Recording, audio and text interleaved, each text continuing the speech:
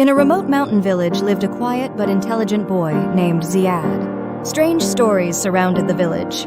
Every few nights, a mysterious blue light appeared in the sky and disappeared behind the dark mountains. The villagers believed it was connected to a hidden fairy world, but no one had ever dared to search for the truth. One cold evening, Ziad was exploring his grandfather's old room. Dust covered the furniture and the walls were filled with faded paintings.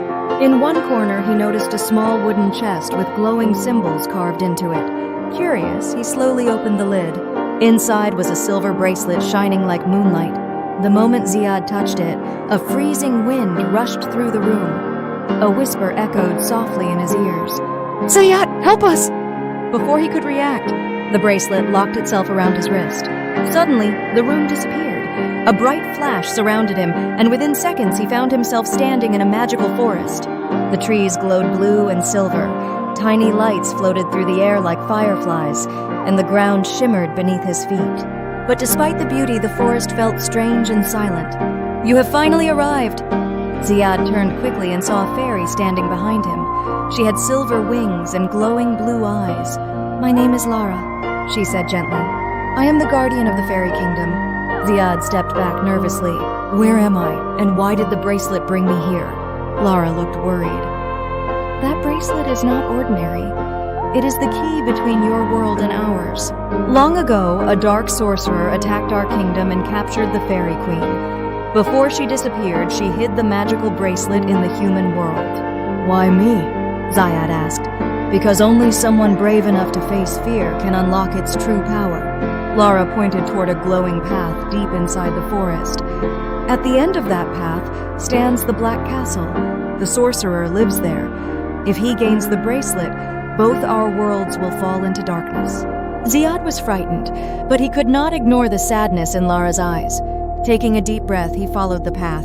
As he walked deeper into the forest, the air grew colder. Strange whispers echoed between the trees. Soon, the path divided into 3 directions. One path was bright and beautiful, another was dark and covered in thorns. The third was hidden beneath thick silver mist. A voice echoed around him. "Choose wisely." Ziad stared carefully at the paths. The bright path looked too perfect. The dark one seemed designed to scare him, but the misty path felt mysterious and uncertain. Trusting his instincts, he stepped into the mist. Immediately, shadows began moving around him. He heard footsteps behind him, but whenever he turned, nothing was there. Suddenly, a giant mirror appeared before him. In the reflection, Ziad saw himself weak, terrified, and alone. "You are not brave," a deep voice whispered. "You will fail." For a moment, fear filled his heart, but then he remembered why he came. He looked directly at the reflection and said firmly, "Being afraid does not make me weak. Giving up does." The mirror shattered into thousands of glowing pieces, and the mist disappeared. Ahead of him stood the Black Castle. The massive doors slowly opened on their own. Inside, darkness covered everything. At the center of the hall sat a tall figure wrapped in black smoke. "So, the human child has arrived," the sorcerer said with a cruel smile. "Give me the bracelet." Ziad held his wrist tightly. "No." The sorcerer raised his hand, and flames exploded across the room. Shadows twisted around the walls like living creatures. "You cannot defeat me," the sorcerer laughed. Ziad stepped back, terrified, but suddenly the bracelet began glowing brighter and brighter.